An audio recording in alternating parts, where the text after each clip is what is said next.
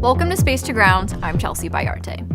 Earlier this month, a SpaceX Dragon cargo spacecraft delivered scientific experiments and new rollout solar arrays to the International Space Station. And this week, it completed its mission with a splashdown back on Earth. It was the 28th cargo resupply mission for SpaceX. The spacecraft undocked from the Harmony module on the space-facing side of the space station on June 29th and made a parachute-assisted splashdown off the coast of Florida June 30th. But it didn't return to our planet empty-handed. A number of experiments and samples were on board, returning back to Earth after collecting data in microgravity. Speaking of making a splash, this week NASA astronauts released a wave of mini satellites into orbit. One is called ESSENCE, and it can be used to study the thawing of ice and permafrost in the Canadian Arctic, among other things. But don't take my word for it, take it from the student researchers themselves.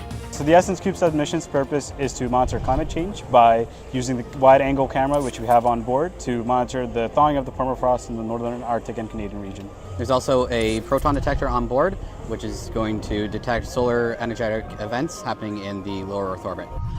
Inside the International Space Station, plants continue to grow, and this week NASA astronaut Woody Hoburg will tend to them. The experiment is called Plant Habitat 3, and it's studying the second generation of plants using seeds previously produced on orbit and returned to Earth. When exposed to the stress of spaceflight, plants may undergo genetic changes from one generation to the next. Results from this study could provide insight into how to grow generations of crops to provide food to astronauts on future space missions. This experiment is a follow-on to the Plant Habitat 2 experiment that studied how different types of soils and light affected the growth of radish plants. And yes, the astronauts got to eat the radishes and report on the taste when they were done. Just last week, researchers announced the environmental control and life support systems aboard the U.S. segment of the space station can recover 98% of the water delivered to the space station. Before the upgrade, total water recovery was more like 93%.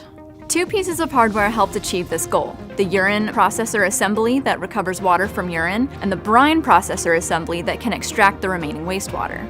Reclaiming water is important because each astronaut needs about a gallon of water per day for drinking, food prep, and hygiene.